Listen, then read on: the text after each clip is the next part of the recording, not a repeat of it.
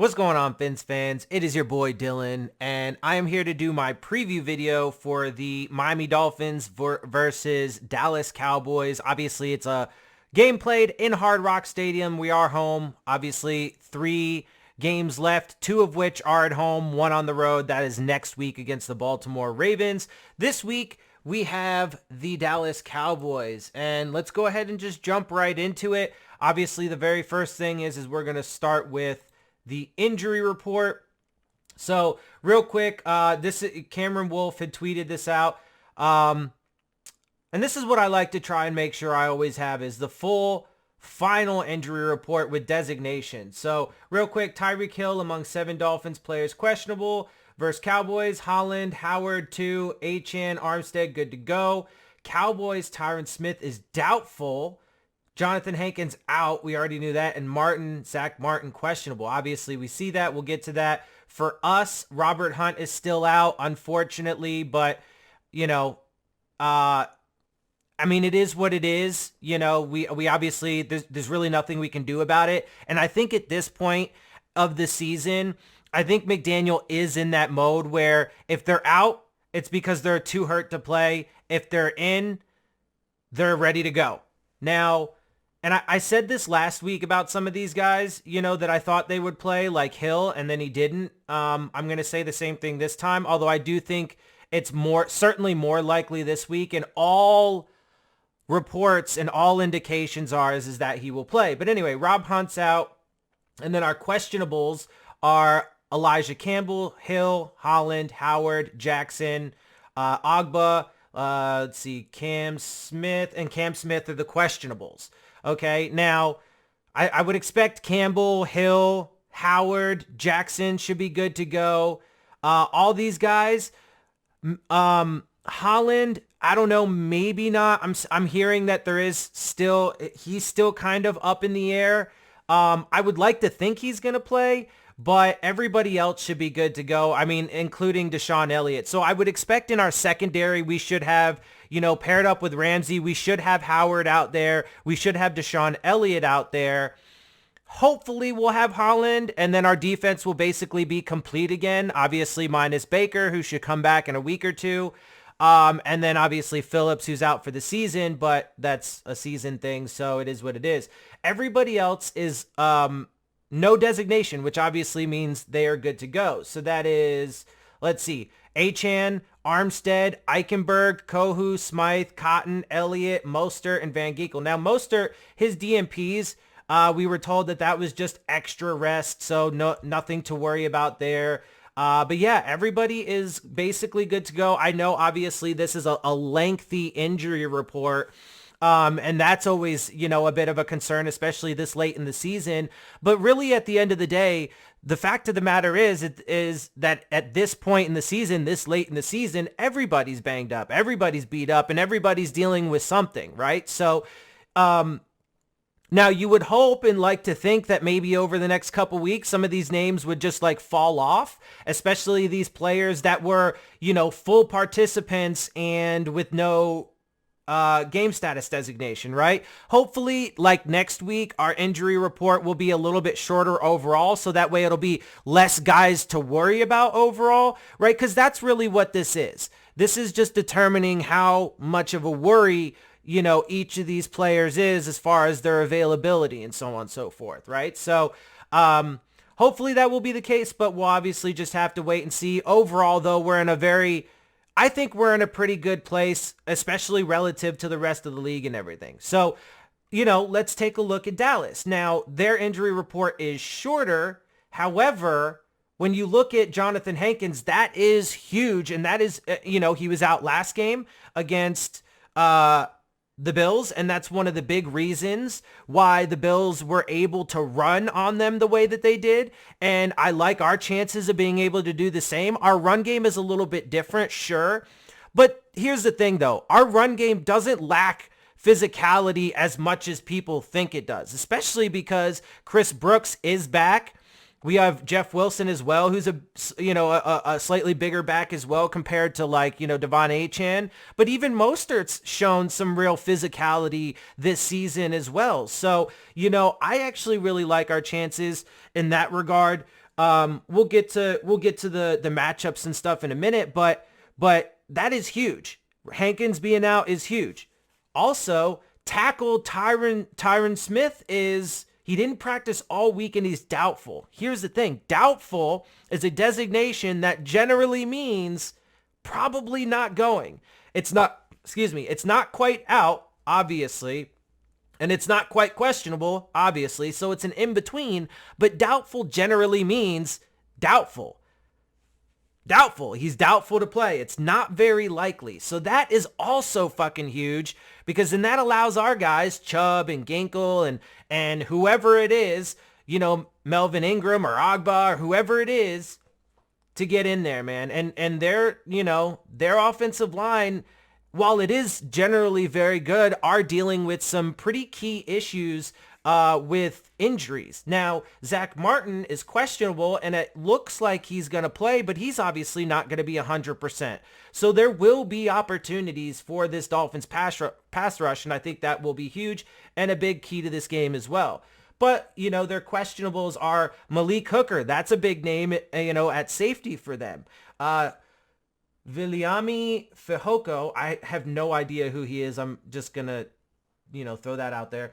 Tackle, Matt, man, I'm sorry, these names, and it's kind of small on my screen. Waletsko, right? Is that Waletsko? Something like that. Rico Dowdle and Tony Pollard, both are their running backs. Now, both those guys don't have injury designations, so they're obviously going to be good to go, but they are banged up, and they're going to be going up against this Dolphins rush defense, which is damn good, which actually we will be getting to here in just a second, because now that we've gotten through the injury reports and taking a look at that, we are going to start taking a look at team rankings. So for the Dolphins, overall statistics. Now, just real quick, these two teams coming into this game, if I remember correctly, the Dolphins have the number one ranked overall offense and the number 5th overall ranked defense. The Cowboys, I believe, are 6th in both of those categories. So in both categories, the Dolphins are better, and well, we'll get more into that in a minute, matchups and my thoughts and so on and so forth, but just throwing that out there. So let's get to these statistics. So obviously, as you can see, points a game, yards per game, first, second in points of play and yards per play, ninth and third down. We actually haven't had, many fourth down opportunities lately, but, 22nd, but whatever. I mean, as long as we're decent on third down and, good in all the rest of these categories, second in red zone scoring. We dropped to second. No, but that's fine. Whatever. Who cares? 68%, and first in touchdowns, right? So, and obviously some of our touchdowns come from deeper out because, we have that kind of threat. Anyway, defensively, either middle of the pack or top of the pack, right? In pretty much every category, except for opponents' red zone scoring. That definitely does need to improve.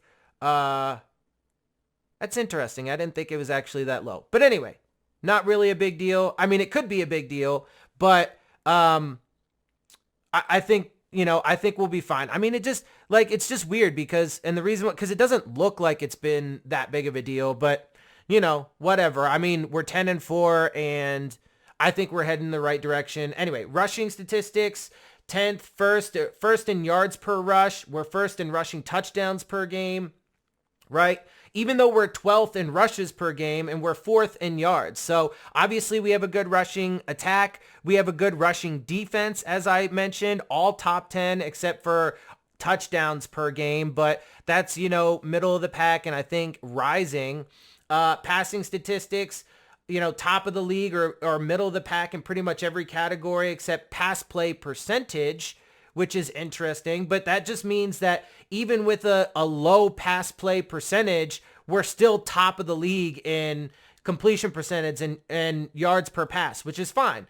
That's actually okay. These two statistics being low is not actually a big deal. Definitely got to be better in interception throw percentage, but that actually has, of course, improved the past couple weeks because we have been protecting the ball better. Defensively, again, pretty much either, top of the league or middle of the pack and continuing to rise. Our defense keeps getting better and better each week. Kicking statistics, turnover statistics, penalties, and time of possession for the Miami Dolphins. There you have that. And then we will swap over to the Dallas Cowboys. So obviously, like I said, they also, I think their offense currently is 6th overall in the league, and their defense, I believe, is also 6th overall. So as you can see, offensively, points per game, yards per game, points per play, almost all categories, they are also top of the league or middle of the pack. Obviously, this is a team that, is very similar in a lot of ways, both statistically, both narratively, and all these and so on and so forth. So it is going to be interesting. I mean, there are people that are, I think it's absolutely ridiculous, but people are people and they're just going to do what they do, calling it the fraud bowl, and one team's going to come out having proven something while the other one will be verified as a fraud. Like, I just think it's ridiculous. I mean, no matter what, the loser is going to be 10-5 and still, in a pretty good position. I mean, especially if it's the Cowboys, because they've already clinched a playoff spot, right? Whereas the Dolphins, we won't clinch a playoff spot. At least, the soonest we can clinch a playoff spot is this week by beating the Cowboys. So there are a lot of similarities, but we'll get, like I said, we'll get to that in a minute when we talk about matchups and stuff. So defensively, same thing, top or middle of the pack. Overall, their rushing statistics, now they're not as good of a rushing team, and we have a very good rush defense. So, and of course, their rush defense is middle to back end of the pack. So again, we're going to have some opportunities there. Passing statistics, you can see that offensively they're in top of the league, or pass play percentage, they're in the middle of the pack, right? See, whereas the Dolphins are like back into, what were we? I can't remember. Hang on. What were we? Let's see it. What were we? Passing, we're 23rd. So you see, we're 23rd in pass play percentage, so we pass less than they do, but we're first in completion percentage and second in yards per pass. So we are more efficient and better in the pass game than they are. And, I mean, a lot of this obviously bears out too with the overall rankings. But anyway, their defense, their pass defense is obviously where they excel the most. Now, well, we'll get to that. Let me just go ahead and finish up kicking, turnover, penalty, and time of possession statistics for the Dallas Cowboys as well. And then we can go ahead and get into these matchups and, all that good stuff. So, look, like I said, these two teams, first and foremost, these two teams have these narratives, right? You can't beat good teams. Dallas right now, they did beat the Eagles when they were at home. So now they have the, some of their narrative has fallen off a little bit, but now you can't beat good teams on the road, which, for the most part is true. And they did also lose to Arizona on the road. And the Dolphins, to this point, haven't beaten a good team, blobbity, blobbity, blobbity, all that good stuff. But, it is what it is, right? Similar narratives there in that regard. They're also high-flying offenses. They both have good defenses. They both have polarizing quarterbacks. Et cetera, right? So there's a lot of similarities. Obviously, statistically, you saw that there are a lot of similarities, right? So there are so many similarities across the board. But here's the thing. So let's actually start talking about matchups. Now, obviously, home field advantage is the Dolphins. We're at home. But also, you do have to calculate in the fact that they are not so good on the road. So that's a factor. And I mean, it just is what it is. Like, I do think, and I've been hearing people talk about it. I've been watching shows and stuff, and I've heard some tangible, most people can't really point anything to it, but one of the thing that makes the most sense that I've heard is they talk about how when Dak's at home, he's able to use his cadence and voice inflection and those sorts of things to, align himself and his team properly, at the beginning of a play and through the play, up until the point of snapping the ball and actually executing the play so well, because he is so smart and he's able to use that sort of stuff at home because he doesn't have to worry about the noise. It's funny because there are that's been a similar thing is why the Dolphins have had some issues on the road as well, although not so much from that perspective as it is for us, it's the motions, right? Now, it's still a communication issue, but for slightly different reasons.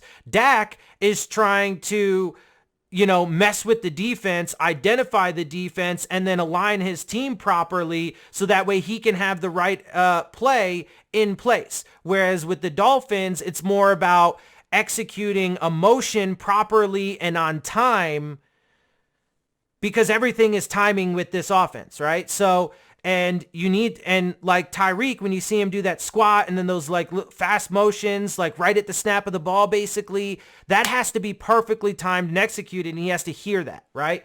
Anyway, so that's the one thing I've heard as a tangible reason, but that's a real thing, and it's been a problem for us at times too, right? So, now I think we also have, found some ways to overcome it, and guess what? One of the best ways of doing that is running the football. Now, I think when it comes to that, let's talk about, let's start with the Dolphins offense versus the Dallas defense. Okay. So when it comes to that, I think it's, so we've already discussed that when it comes to the home field advantage, obviously that's Dolphins. When it comes to some of the narrative stuff, it's also advantage Dolphins because, they're just not, there's a drastic drop off in their performance on the road from at home. You could also say, though, that an advantage they have is that they're probably pissed off and all that stuff. Okay, you can throw that in there as a factor that's maybe, gives them a little bit of an edge. But at the same time, I also think that's probably a little bit of a wash, especially considering if you watched Hard Knocks and you could see how Mike McDaniel is keeping this team locked in, and they're just 100% focused on the Cowboys. They're not looking ahead. They're not worrying about seeding. They're not worried about anything outside of themselves and their upcoming opponent, right? So, and you love to see it. So I think that's a little bit of a wash, them being angry and pissed off, that factor. But anyway, so let's talk now about some of the actual matchups: offense, defense, Miami offense, Dallas defense. No, look, they have a great defense in a lot of ways. It's predicated primarily on their pass defense and their pass rush. Their run defense is not particularly great, as you've seen on tape and as you've seen in the statistics. And that is going to be a key. And I think Mike McDaniel is going to key in on that, right? And I would like to see a run heavy approach. Even though Tyreek Hill is going to be back, which is huge, I would still love to see a run based game plan for this team, because it helps to negate some of the issues that you could potentially have on the offensive line, especially in pass protection. These guys currently are better in their run blocking than they are their pass blocking. It helps to negate their pass rush, obviously, because you're not passing the ball, you're running it, and take Micah Parsons out of the game. They're already missing Jonathan Hankins, right? So there's going to be opportunities there for you, especially with the guys that we have in the backfield. You can eat up the clock. You can play ball control. You can keep their offense off the field, give your defense time to rest. All of these things are part of a good formula to beat this team and win this week and win in the month of December and in the playoffs. So like I said, starting last week, and even really the week before against the Titans, I was getting into that, okay, let's start playing gritty football. Let's start running it. Let's start doing, December and postseason football. Play that kind of style, right? And I think we are starting to see more of it, and I would like to see more of it this game. Here's the thing, though, too. With Hill coming back, that does open up the field a bit more, and you will have opportunities in the pass game, too, if you lean on the run game, because then it'll draw linebackers and safeties up. You can get over the field, depending on how they decide to play. And there will be so many weapons on the field that they're going to have a hard time. Plus, the Cowboys are not good at defending all the motion. They're not good at that. So that's another advantage Miami when it comes to our offense and their defense. So there should be plenty of opportunities. As long as the Dolphins play clean, efficient football and have a game plan that was similar to last week, but a little bit more run heavy, I would say it should go favorably for the Dolphins offense against their defense. They have a great defense, but they are susceptible, especially if you start with that run game and then, do play action and stuff like. Now, here's the thing though, too. We saw last week, they can use that short passing game, things like screens and stuff like that, as an extension of the run game. I know they don't always work, and I know sometimes they can be frustrating, especially when, it's to Hill and then he gets hurt because of it and so on and so forth. I get that, but they are successful often as well, and they do sometimes produce big plays, and it does get the ball out of Tua's hands quick and gets it to your playmakers. So there are upsides and downsides, of course, but it's also sometimes about when you do it, the timing of the play calls and all that good stuff. But anyway, so honestly, and especially since we're at home, I think that's edge Dolphins, frankly. Now look, at the end of the day, I mean, it's any given Sunday. You never know what's going to happen, and it could play out, in any myriad of ways, right? There's all kinds of different ways it could play out. But I think it's advantage Dolphins. Okay, so now let's take a look at Dolphins defense versus their offense. They do have a pass. They are a pass heavy offense. Look, I mean, at the end of the day, I'm just going to keep this simple. I don't think that their run game is really going to take off. I think we're going to be just fine when it comes to run defense. Our run defense is great. I don't think they're going to have a lot of success. I think we will be able to shut them down. Now, by the way, when I'm saying I think we will, these are also what we need to do. These are the things that we absolutely do need to do, right? But I feel pretty confident that we will be able to do it. I think we will be able to shut down their run game, make them rather one-dimensional, get them into a pass-happy kind of offense. I think that especially with Tyron Smith being doubtful and Zach Martin being not at 100%, I think our defensive line, Christian Wilkins, Zach Sealer, Chubb, Ginkle, Agba, whoever it is, they might elevate Melvin Ingram for this game. Who knows? Whoever it is, I absolutely think that that they're going to have opportunities, and I think that they're going to get some sacks in this game, especially if they shut down the run like they should, and I expect them to, and turn them into a pass-happy, one-dimensional offense. But here's also the thing. Like I said, I do expect Howard to be out there. Elliott should be good to go, right? He didn't have a game status designation, so he'll be in the secondary. Obviously, Ramsey's out there, and he's just been completely locked down. Holland is still up in the air, but we'll see. I think he might play. Hopefully he plays, but if not, I still think we'll be fine. We got the guys on the back end to be able to guard CeeDee Lamb and Brandon Cooks. After that, there's really not a ton of guys. I mean, they have some players that are solid, but it's really those two guys that you're going to need to key on. And with Howard and Elliott back out there at least, and especially if Holland does end up playing, then I feel damn good about our back end versus their front end. Also, Jake Ferguson, though, he's the third piece that you will have to key on. I'm not super worried about Tony Pollard or Rico Dowdle. Like I said, I'm pretty sure our defense will be able to swallow up their run game relatively easy. And in the pass game, now those guys, those running backs, especially Pollard, can be out of the backfield and can be in the receiving game, utilized in the receiving game. But really, it's going to be CeeDee Lamb, then Jake Ferguson, then Brandon Cooks. Lock those three guys down, and you're pretty good in that order, right? And your odds of winning go up. Now, look, I still think they're gonna. There are some people that think this will end up being a high-scoring game. I'm not so sure. I mean, I guess relatively.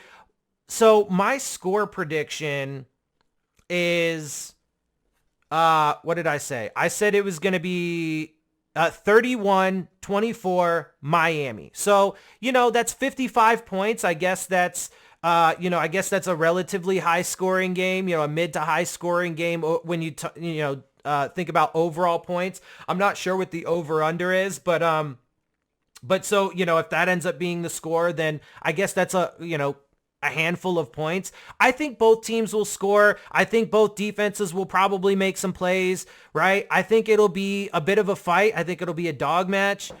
That's my expectation. But at the same time, if I'm keeping it real, this game also could end up in a blowout. One way or the other, frankly, although if I'm being honest, I think it's more likely that the Dolphins blow out the Cowboys, because of the fact that we're at home. They're going to have to deal with the crowd noise. We have a fucking amazing defense, I think, that can, very much match up with their offense.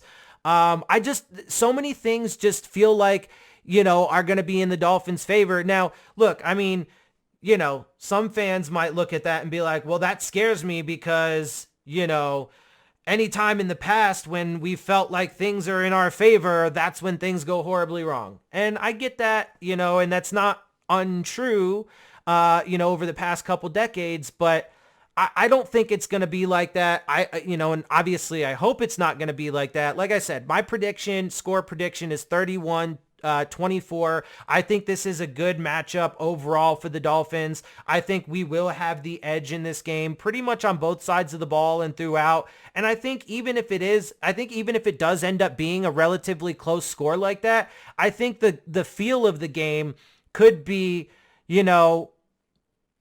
relatively comfortable for the Dolphins. You know what I'm saying? Like, I mean, it could end up being that, we're up 31 to, what did I say they were going to get?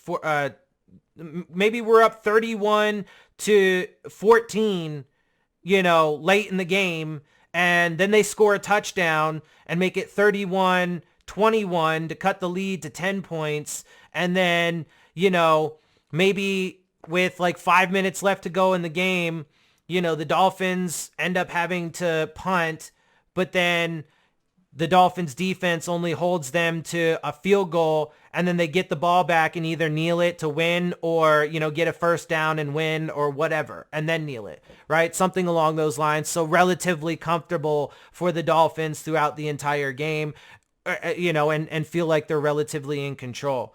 But anyway, so that's my thoughts. Those are my thoughts. Hope you guys like them. Appreciate them. Hopefully that's how the game turns out. Obviously would love to see it. Would love the Dolphins to be able to clinch a playoff spot this week, dispel the narrative that they can't beat a good team, and move to 11-4 on the season. And then obviously continue to control their own destiny as far as, playoffs go, seeding goes, and all that good stuff, especially since I am, predicting the Niners to get a win over the Ravens in San Francisco. So we'll see how it all plays out. Like I said, hopefully those are the results of the week. We shall see. We've got the Buffalo game is tomorrow. Cleveland game is tomorrow. Both of those games are actually important overall. Although I'm not too confident that the Chargers are going to be able to get a win, but it would be amazing to see, because it would be fantastic if after this week the Dolphins could secure a win over the Cowboys, and then somehow the Chargers manage to upset the Bills. So not only can we secure a playoff spot, but also secure the division this week. And then, anyway, I mean, that's really getting our hopes up, but we'll see how it all plays out. Obviously, the next 2 days we have games, and we shall. So with that, I'm going to get out of here. I hope you guys like it, my videos and my perspectives, all that stuff. If you do, make sure you share my videos and channel with your friends and family. Hit the like button, hit the subscribe button, leave comments down in the comment section, all that good stuff. And with that, I'm going to get out of here. I love you guys, appreciate you guys, and fins up all day, every day. 7 seconds left. Tannehill will throw it, and this will end it after the shutout. Miami rolls around, circling, and the down. Gronkowski did not need it. Touchdown! Oh, can you dream? Oh, miracle! Miraculous in Miami. Stills to Parker to Drake. And they held off the what has taken place here in South Florida. The Dolphins have done it. They keep their season alive. 69 yards. Wow. Pure joy. Miami wins it.